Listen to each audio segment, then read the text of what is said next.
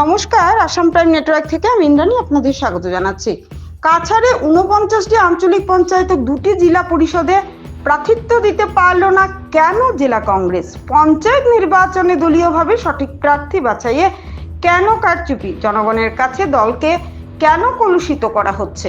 এভাবেই নানা প্রশ্ন উত্থাপন করে জেলা কংগ্রেস সভাপতি অভিজিৎ পালের কাছে এর জবাব চাইলেন জেলা কংগ্রেসের প্রাক্তন সাধারণ সম্পাদক আজমল হোসেন লস্কর।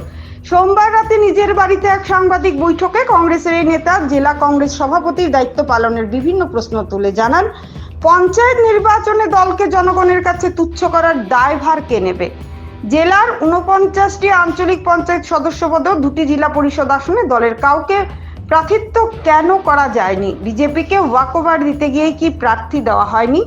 এমনকি দলীয় টিকিট বন্টনে ব্লক ও মণ্ডলকে আঞ্চলিক পঞ্চায়েতের প্রার্থী বাছাইয়ে কর্তৃত্ব দিয়ে কেন জেলা কমিটি টিকিট বন্টন করলো? দলীয় প্রার্থিত্ব চূড়ান্ত করতে পিএসসি কমিটির কেন 3 দিন লেগেছে? এসব প্রশ্ন তুলে কংগ্রেস নেতা আজমল হোসেন বলেন, দলের যত সব অভিযোগ উঠেছে তা এখনো পর্যন্ত কোনো জবাব দেননি জেলা সভাপতি। শুধু কুর্সিতেই বসেই দল চালানো যায় না, তৃণমূল স্তরে জনসংযোগ তৈরি করে দল করতে হয়। দলকে শক্তিশালী করতে না পারলে দুর্বল করবেন না, এই আহ্বান করে আজমল জানান, এবার পঞ্চায়েত নির্বাচনে সংখ্যাগরিষ্ঠ এলাকায় নির্বাচনী সভা করতে ব্যর্থ হয়েছে জেলা কংগ্রেস।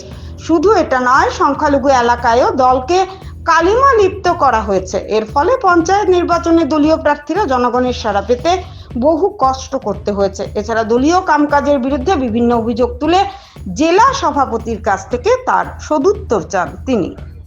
এই সময় ডিউরিং পঞ্চায়েত ইলেকশন বা এর আগের সময় দলীয় যেটা প্রার্থিত্ব, এরপরে যেটা নির্বাচনী প্রচার, এটাতে বিভিন্ন প্রশ্নের জন্ম দিচ্ছে।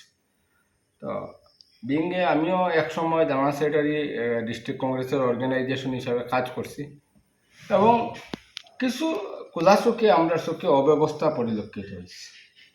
তো গত কয়েকদিন আমি দেখছি আমার বর্তমান যিনি জেলা কংগ্রেসের মাননীয় সভাপতি অভিজিৎ মহাশয় কোনো কোনো সময় সাংবাদিকদের উপস্থিতিতে কিছু কথা কইছেন বা প্রেস বিভিন্ন অনুষ্ঠানে প্রেসের অনুষ্ঠানে গিয়েও কিছু কথা কইছেন।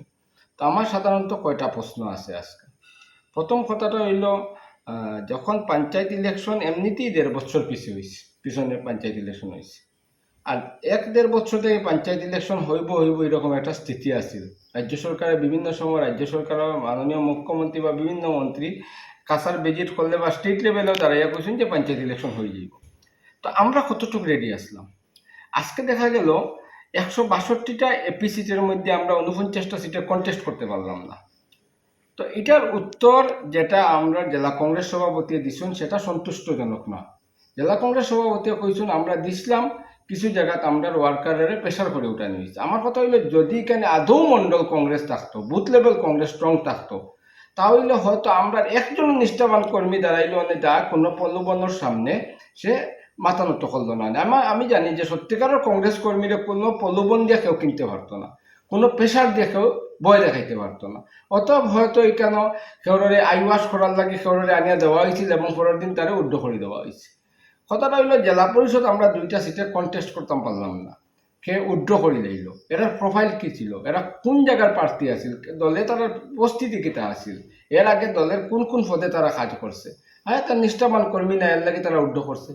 তো জেলা কংগ্রেসের এই যে পরিস্থিতি, আসাম প্রদেশ কংগ্রেস কমিটির পিএসসির ডিসিশন আছিল যে এইবার এপি লেভেল যেটা, যেহেতু পঞ্চায়েত এবং গ্রুপ সদস্যের কোনো দলীয় মনোনয়ন নাই, এপি লেভেলটা বুথ মন্ডল এবং ব্লক লেভেলে হইব এবং জেলা পরিষদটা জেলা পিএসসি যেটা সেটা ডিসিশন লইব। আমরা দেখলাম শেষ রাত্র 10 তারিখ শেষ রাত্র অবধি কংগ্রেস অফিসে বীর করিয়া এপি টিকিট ডিস্ট্রিবিউশন করা হইল।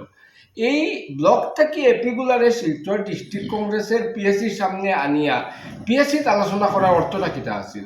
এর মানে মন্ডল বুথ এরার অধিকার খর্ব করে দেওয়া হয়েছে। প্রদেশ কংগ্রেসে জেলা পরিষদ নিয়ে ডিসিশন লইতো, এটা ডিস্ট্রিক্ট পিএসসিতে দিলেছে। আজকে যারা টিকিট দেওয়া হইল, আজকে দলের যারা মানুষের টিকিট পাইল, টিকিট পাওয়ার পরে বিভিন্ন অভিযোগ আইছে। হয়তো নির্বাচনের সময় আমরা কথা হইতে চাইছি না, দলের যারা টিকিট পাইছে তারা ক্ষতি হয়ে যাব, আজকে বাঁশখান্দি ব্লকে শিবপুর বাঁশখান্দির হানিফ মজুমদার, যে কংগ্রেস শুধু নয় পঞ্চায়েত রাজনীতিতে একজন অভিজ্ঞ মানুষ, তারে বঞ্চিত করে দেওয়া হইল। হানিফ মজুমদার ডিসি অফিসের সামনে দাঁড়াইয়া অভিযোগ করলা যে তার কাছে টাকা চাওয়া হয়েছিল। এর তো স্পষ্টীকরণ আইছে না। সোনামারি ঘাটে নির্বাচিত পঞ্চায়েত প্রেসিডেন্ট শামসুল ইসলাম দাঁড়াইয়া কইলা যে তার কাছে টাকা চাওয়া হয়েছিল। আদৌ কি টাকার লেনদেন হয়েছিল? কাটিগড়ার মাননীয় বিধায়ক কাটিগড়ার দাঁড়াইয়া প্রশ্ন উঠাইলা যে যা রটে তা আংশিক হলেও বটে। তাহলে এই যে অভিযোগগুলো আইলো, এটার তো কোনো স্পষ্টীকরণ নাই। না, দাঁড়াইয়া কইলো কেউ যদি দিয়া থাকে তে প্রমাণ দেও। ঘুষের কি প্রমাণ হয়? কেউ যদি ঘুষের টাকা দেয়, কেউ যদি আপনার উপটোকন দেয়, কি প্রমাণ দিয়ে আপনি লইবা না হে নিব? এটা তো নিছক ছেলে খেলা। 2 নম্বর কথা হইল, আপনি তিনটা জায়গায় আপনি ডাবল বিভ্রম দিলেন। আপনি শালচাপড়া ভুবনেশ্বরনগর শ্রীকোনা ভুবনেশ্বরনগর সিটে আপনি ডাবল মনোনয়ন দিলা। ডাবল মনোনয়ন দিয়া আপনি কিতা কইরা যে এখানে ওপেন সিটও লেডিসরে আমরা দিতাম পারি না, অলরেডি 13টা দিছি। ভালো কথা, তাহলে আপনি উদারবন ওপেন সিটও সামনে লেডিস দিলাইলা। এখানে তো যে ভদ্র মহিলারা দেওয়া হয়েছে তাই তো ফাইট করছেন, হয়তো জিততে পারেন উদারবন্দর ভদ্র মহিলা। তো আপনি কংগ্রেস দলের স্ট্যান্ড হইল মহিলাদের সম্মান জানানি, আপনি মহিলাদের অসম্মান করলেন না কিনা? এই যে জায়গায় ফরিদা পারভিনের টিকেট বা দিলবার হোসেন দুইজন কংগ্রেসের নিষ্ঠাবান কর্মী, আপনি কইলা যে আমি বিধায়ক সাহেবরে কইছি যে বিধায়ক সাহেব আপনি ডিসিশন লইলেন, তাহলে বিধায়ক সাহেব যদি ফরিদা পারভিনের টিকেট দিয়েই থাকুন, তাহলে আপনি আবার পরের দিন হেনে আর একটা ইস্যু করলাম।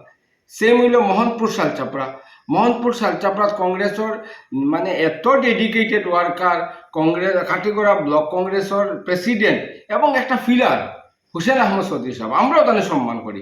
হুসেন আহমদ চৌধুরী সাহেবরে এখানে অস্বীকার করে দেওয়া হইলো, টিকিট দেওয়া হইলো না।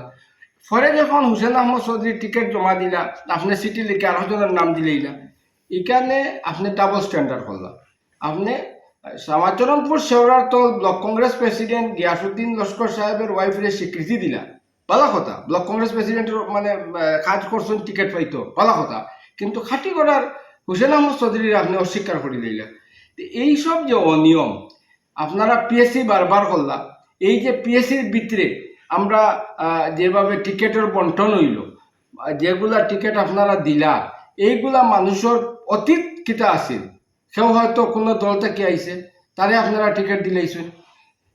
এই মানুষটা দলের ওয়ার্কারে তারা কতটুক মানিয়া নিল, এটা তো আমরা বুঝতে লাগবো। একজন হয়তো অন্য দল থেকে আবার মানুষের আজকের দিনে যদি টিকিট দিলে দলের নিষ্ঠাবান যারা কর্মী তারা মানিয়ে নিতে পারছে না।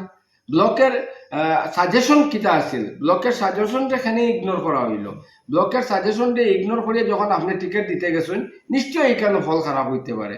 এর লাগিয়া জেলা কংগ্রেস সভাপতির উচিত এইসব কথা, এবং যে 49টা সিটে এপি ক্যান্ডিডেট আসিল না, এই 49টা সিটের রেসপন্সিবিলিটি ফিক্সড করা দরকার। এই মন্ডল প্রেসিডেন্টকে, এখানে ব্লক কংগ্রেস প্রেসিডেন্টকে, তার উপরে রেসপন্সিবিলিটি ফিক্সড করা দরকার। কারণ আজকে কংগ্রেস দল শতাব্দী প্রাচীন দল, প্রধান বিরোধী দল, আপনি 1/3 সিটও আপনার ক্যান্ডিডেট নাই, আপনি কইরা যে আমরা খুব ভালো ইলেকশন লড়ছি, এটা কিরকম কথা?